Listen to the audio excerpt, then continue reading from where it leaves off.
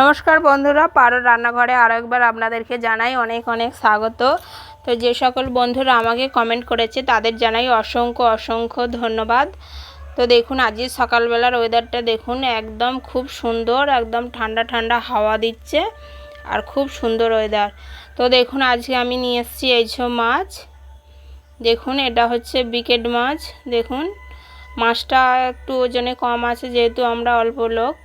তো এটা বিকেট মাছ। আর এইদিকে নিয়েছি তেলাকুচে শাক। দেখুন পাতাটা দেখাই আপনাদেরকে। দেখুন, এটা হচ্ছে তেলাকুচে শাক। তো শাকটাকে আমি ভালো করে কেটে কুটে নিয়েছি, বেছে আলু দিয়েছি আর হচ্ছে তেলাকুচে শাক।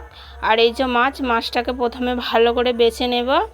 আর এই যে দেখুন, এর গায়ে দাগটা দেখলেই বুঝতে পারবেন যে এটা সিলভার না, এটা হচ্ছে বিকেট মাছ। তো প্রত্যেকটা বিকেট মাছের এরকম গায়ে এই যে মধ্যেখান দিয়ে এরকম দাগ থাকে, সিলভারের থাকে না। তো এই মাছের মাথাটা দিয়ে তেলাকুচে শাক রান্না করব আর মাছের চাকাগুলো দিয়ে আলু দিয়ে একটু ঝাল ঝাল রান্না করব। তো দেখুন, মাছগুলো আমি কেটে ধুয়ে পরিষ্কার করে নিয়ে এসেছি। আর এই যে এখানে হলুদ মাখাচ্ছি, লবণ আর হলুদ ভালো করে মাছের গায়ে মাখিয়ে নিচ্ছি। তো দেখুন, আমি এই যে হাতে করে ভালো করে ঘষে ঘষে এখানে চাকাগুলো নিয়েছি, মাথাটা নিইনি, মাছের মাথাটা রেখে দিয়েছি, শাক দিয়ে বানাবো। আর এই যে দেখুন, ভালো করে লবণ হলুদ মাখানো হয়ে গেছে। আর এখানে নিয়েছি পেঁয়াজ কুচি, টমেটো আর আদা রসুন বাটা। আর এখানে কড়াই বসিয়েছি, তো উনুনটা ধরিয়ে দেব। দেখুন, আমি উনুনটা ধরিয়ে দিয়েছি, কড়াই গরম হয়ে গেছে। এর মধ্যে এবার দেব সর্ষের তেল। সর্ষের তেল দিলাম। সর্ষের তেলটা দেখুন ভালোই গরম হয়ে গেছে। এরপর মাছগুলো আমি ভেজে নেব। তো সর্ষের তেলটাকে ভালো করে খুন্তি দিয়ে চারিদিকে লাগিয়ে নিচ্ছি যাতে মাছটা না ধরে যায়। তো এবার মাছগুলো আমি ভেজে নেব। তো দেখুন, এখানে আমি খুন্তি করে মাছ দিই, আপনারা তো দেখেছেন হাতে করে দিই না। এই দেখুন, তেল ভালো করে গরম হয়ে গেছে। এবার এইভাবে মাছগুলো দিয়ে, মাছগুলো একবারে ভাজবো না, দুবার ধরে ভাজবো। তো দেখুন, এই 5 চাকা প্রথমে দিয়েছি, এগুলোকে ভালো করে ভেজে নেব। একটু কড়া করে মাছটা ভাজতে হবে। মাছটা হয়ে গেছে, উল্টে দেব। আর এই মাছগুলো একটু গায়ে গায়ে লেগে যায়, একটু অল্প ভাজা হতে হতে কিন্তু উল্টাবেন, নাহলে কিন্তু এই যে গায়ে গায়ে জড়িয়ে যায়। তো মাছগুলো আমি এই যে উল্টে দিচ্ছি। দেখুন, একদিকটা ভালো করে হয়ে গেছে ভাজা।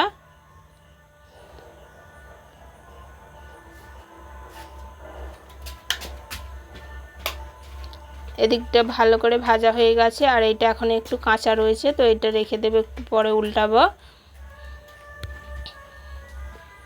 তো দেখুন, এখানে মাছগুলো আমার সব ভালো করে ভাজা হয়ে গেছে। দেখুন, একটু আমি শক্ত করে ভেজেছি। অবশ্যই একটু শক্ত করে ভাজবেন, নাহলে কিন্তু মাছটা খেতে ভাল লাগবে না। হচ্ছে আলু দিয়ে রান্না করলে কিন্তু মাছটা ঘেঁটে যাবে। আমি এখানে একটু শক্ত শক্ত করে বানালাম। ভেজে তুলে নিচ্ছি। মাছটা আমার ভাজা হয়ে গেছে।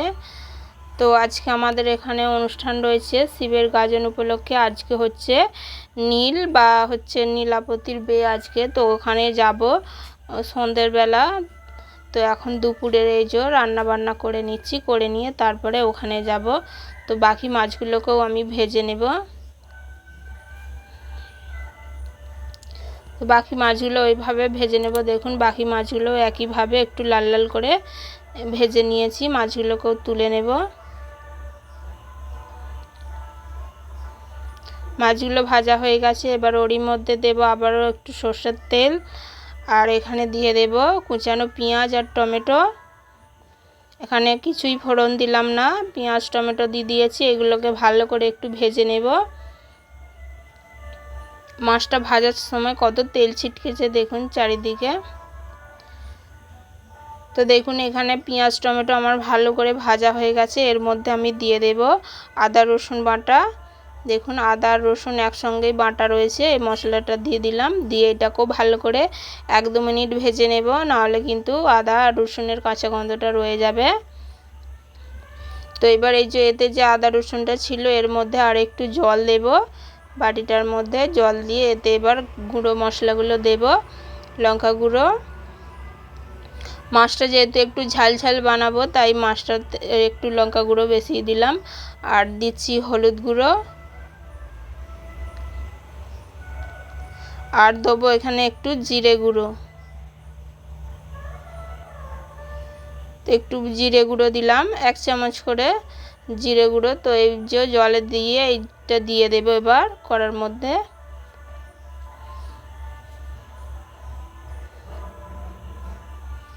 আর একটু জল দেব বাটিটা ধুয়ে।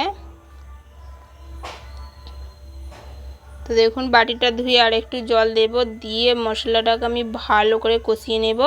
তেল ছাড়া অবস্থা পর্যন্ত ভালো করে আমি মশলাটাকে কষিয়ে নেব। আর এখানে আমি আঁচ কিন্তু কম রেখেছি, না হলে মশলাটা পুড়ে যাবে।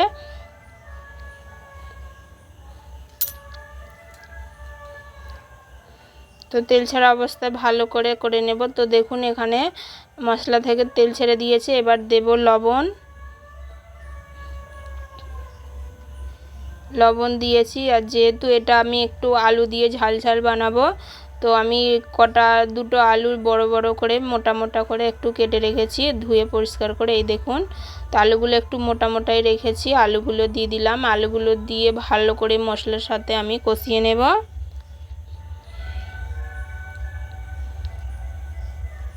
তো দেখুন আমি আলুগুলো মশলার সাথে ভালো করে কষিয়ে নিচ্ছি।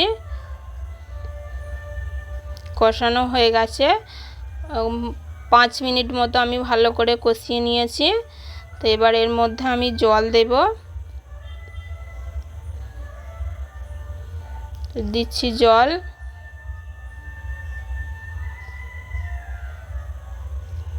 তো এটার আমি বেশি ঝোল রাখবো না, সেই অনুযায়ী জল দিয়েছি। আলুটা ভালো করে সিদ্ধ হবে সেই অনুযায়ী জল দিয়েছি।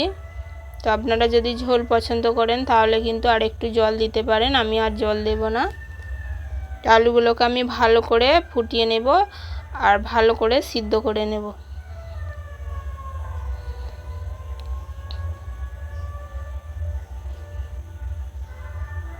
দেখুন এখানে ফুটে এসছে, এখনও কিন্তু আলুটা ভালো করে সিদ্ধ হয়নি। ঝোলটা আর একটু মেরে নেব।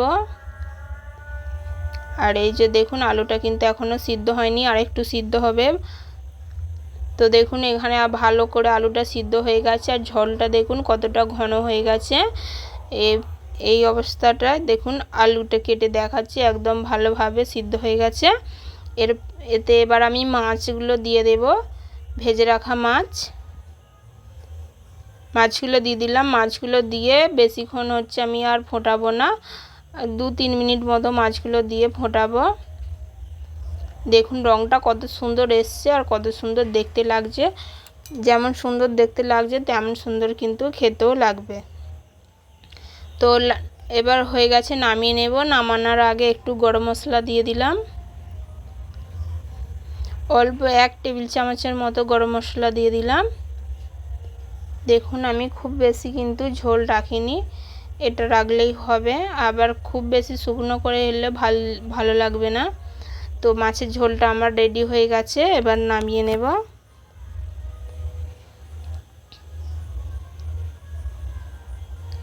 মাছের ঝোল রেডি, নামিয়ে নিচ্ছি।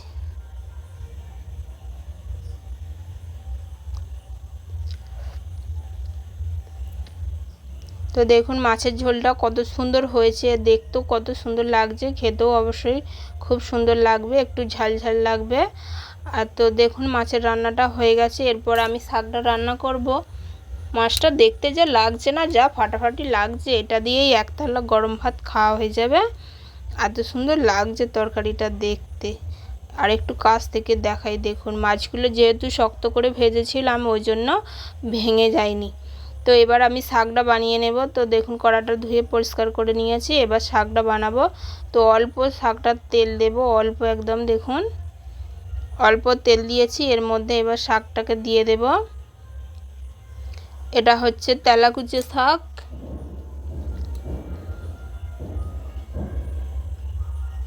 শাকটায় কিন্তু খুব বেশি মশলা দেব না, একদম অল্প মশলা দেব, যেহেতু মাছটা ঝাল ঝাল করেছে, এটা একটু ঝাল কম দিয়ে বানাবো।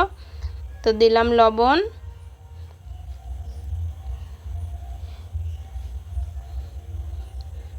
ভালো করে একটু নেড়ে নিচ্ছি। আর দেখুন কতটা হাওয়া দিচ্ছে, আর আগুনটা দেখুন কতটা বাইরে বেরিয়ে যাচ্ছে, প্রচুর হাওয়া দিচ্ছে। এবার দেব লঙ্কা গুঁড়ো আর হলুদ গুঁড়ো, একদম অল্প অল্প দিচ্ছি। দেখুন এটা কিন্তু খুব ঝাল হবে না। দিয়ে আর একটু ভালো করে নেড়ে নেব।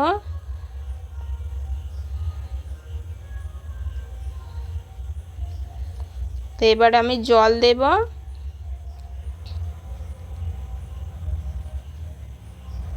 এখানে জল দিয়ে দিলাম। জল দিয়ে এবার ভালো করে শাক আর আলু সিদ্ধ করে নেব।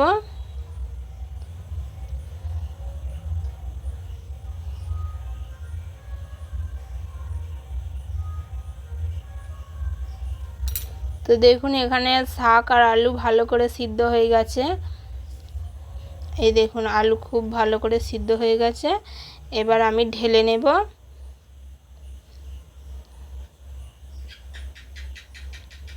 এটাকে ঢেলে নেব, যেহেতু এতে মাছের মাথা দেব। তো শাকটা প্রথমে ঢেলে নিচ্ছি। দেখুন অবশ্যই আলু আর শাক ভালো করে আগে সিদ্ধ করে নেবেন। তো সিদ্ধ করে নিয়েছি। এবার হচ্ছে মাছের মাথাটা প্রথমে ভেজে নেব। তো তার জন্য কড়াই তেল দিচ্ছি।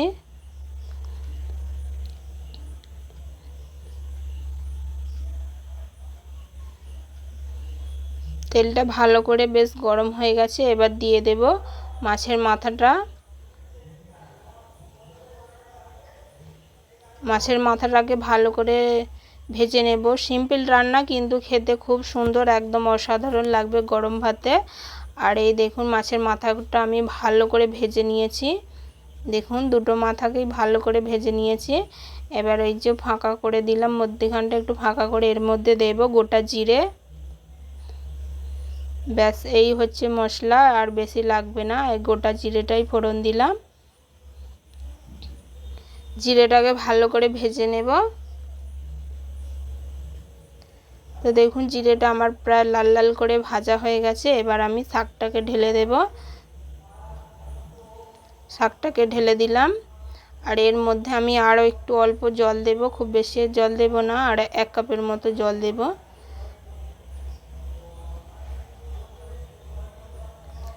আর একটু ভালো করে আমি ফুটিয়ে নেব। আলুটা আর একটু সিদ্ধ হবে। দেখুন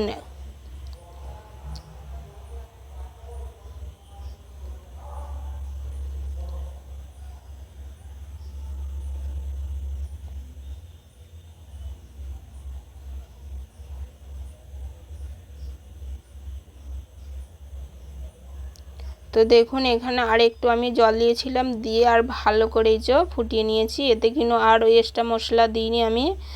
আর এই যে আলু আর শাক ভালো করে সিদ্ধ হয়ে গেছে।